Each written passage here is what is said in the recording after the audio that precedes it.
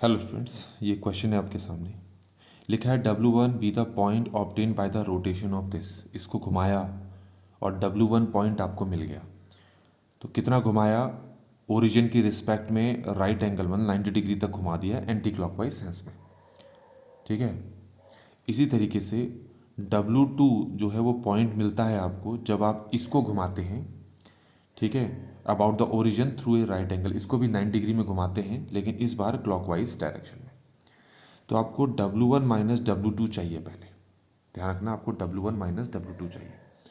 तो इसको समझाऊं उससे पहले आपको एक बेसिक सी चीज़ पता होनी चाहिए। वो क्या है कि मान लेते हैं कि हमारे पास ये एक लाइन है, इसको ज़ीरो मान लेते हैं, इसको Z1 मान लेते हैं। अब मान लो ये घूमकर एक न्यू जगह चला जाता है और इसको हम नाम देते हैं W1। और ये घूमा है एंटी क्लॉकवाइज सेंस में, और इसकी लेंथ अगर इसके बराबर है तो ठीक हो गया। इसकी लेंथ क्या है? इसके बराबर है। तो ऐसे केस में जो W1 है उसकी इक्वेशन अगर निकालनी है तो उसका फॉर्मूला हमारे पास क्या होगा? W1 इक्वल होगा Z1 E, ये होगा आयोटा थीटा। आयोटा थीटा का मतलब हो गया कि कितने डिग्री तक वो रोटेट किया। अच्छा, ये फॉर्मूला एग्जैक्टली तो ऐसे नहीं था, फॉर्मूला कुछ इस तरीके से बनता है। आपके पास जो न्यू लाइन है उसकी इक्वेशन ओवर जो ओरिजिनल थी उसकी equation, mod of W1 mod of Z1 E iota theta. Theta मतलब कितने डिग्री एंटी क्लॉकवाइज सेंस में घुमा। ओरिजिनल फॉर्मूला ये है, पर यहाँ पर इसका मॉड और इसका मॉड मतलब ये दोनों जो लाइन इनकी लेंथ बराबर है, मतलब इनका मॉड बराबर है, तो ये कट गए। तो W1 हमारे पास आ गया Z1 E आयोटा थीटा। तो क्वेश्चन में इस लाइन को कितने डिग्री घुमाया? 90 डिग्री। तो अब आप क्या करें, यहाँ पर 90 डिग्री पुट करें तो आपको W1 मिलता है। Z1 तो हमारे पास है 5 + 4 आयोटा, और ये हो जाएगा E आयोटा π/2। तो W1 हो गया हमारे पास 5 + 4 आयोटा।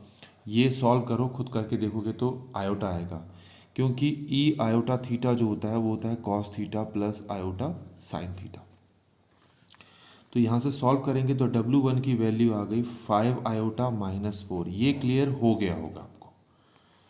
ऐसे ही आपको कहा है, अब आपको दे रखा है Z2, ठीक है, और आपसे कहा है कि ओरिजिन की रिस्पेक्ट में जो ये है Z2 है, ये जो लाइन है, इसको एंटी क्लॉकवाइज सेंस में 90 डिग्री घुमाया जाता है।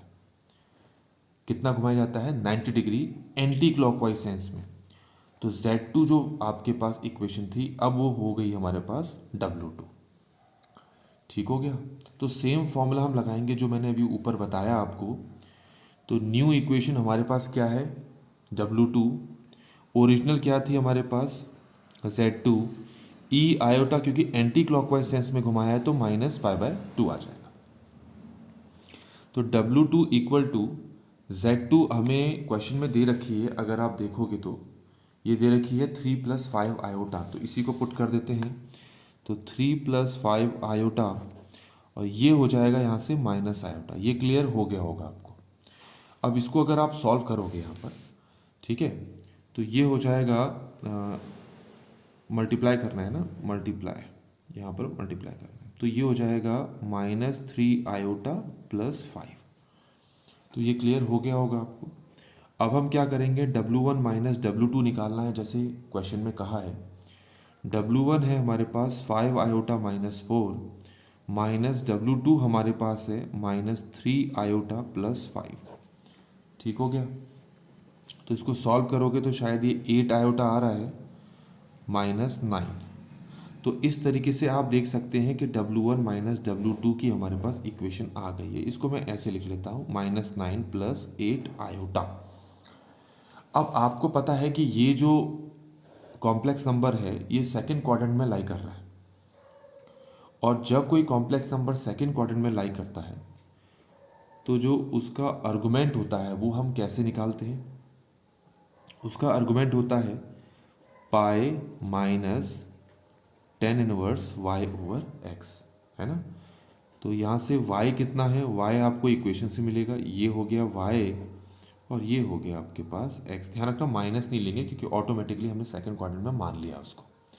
तो ये हमारे पास कितना आ गया आर्गूमेंट इसका W1 माइनस W2 का पाई माइनस tan इनवर्स 8/9।